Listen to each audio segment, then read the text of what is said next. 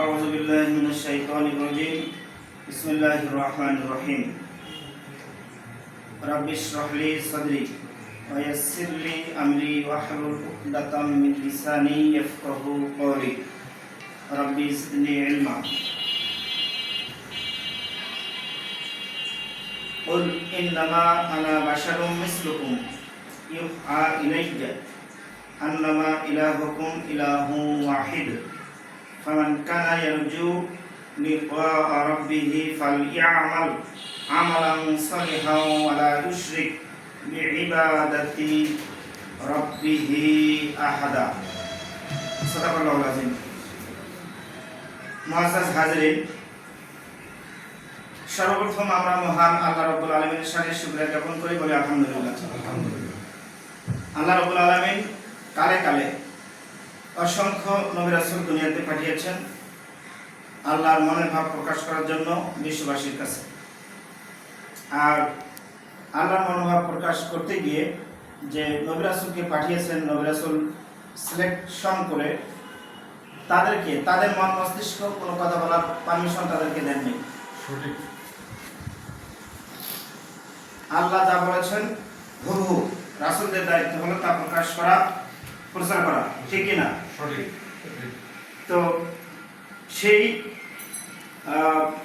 সর্বশেষ কিতাব আল্লাহর পক্ষ থেকে নাযিলকৃত বিশ্ববাসীর জন্য আল কোরআনুল হাকিম, যা সন্দেহমুক্ত। আমরা জানি তো শুরুতে বলা আছে লা রাইবা ফি, সন্দেহমুক্ত কিতাব আল কোরআনুল হাকিম। শুধু কোরআনুল হাকিম না, আল্লাহ প্রদত্ত যে কোনো কিতাব, সেটা হোক তাওরাত, জাবুর, ইনজিল কিংবা অন্যান্য জানা অজানা যে কোনো কিতাব। আর কিতাবের সংখ্যা অসংখ্য, নবী রাসূলের সংখ্যা অসংখ্য। আল্লাহ যদি নবীকে নবীদের সংখ্যা এবং কিতাবের সংখ্যা না বলেন, তাহলে নবী কি জানবেন? না, জানতে পারবে কথা না। কিন্তু আমরা জানি, আমাদের সমাজে চালু আছে যে নবীদের সংখ্যা 1,24,000, মতান্তরে 2,24,000। বলেন নবী রাসূলগণ কি সন্দেহ করে কথা বলেন?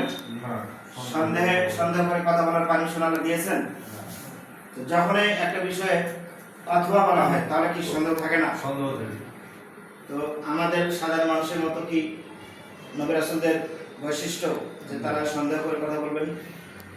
তাহলে এখানেই একটা প্রশ্ন যাচ্ছে যে 1,24,000 মতান্তরে 2,24,000, এই হাদিসটা রাসূলের হাদিস নয়। রাসূল তো মিথ্যা কথা বলেন না, বলার সুযোগ নাই। বললে তো আল্লাহ কি বলতেন, কি করতেন?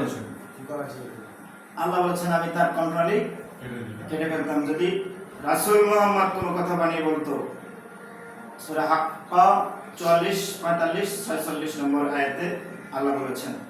তো আমি আপনাদের সামনে এই সন্দেহমুক্ত কিতাব আল কোরআনুল হাকিম থেকে সূরা কাহফের একদম লাস্ট আয়াত 110 নম্বর আয়াত, আরবি ভাষায় আল্লাহ রাব্বুল আলামিন যে ভাষা নাযিল করেছেন সে ভাষা বললাম। এই আয়াতটির সরল অনুবাদ আমরা একটু শুনি।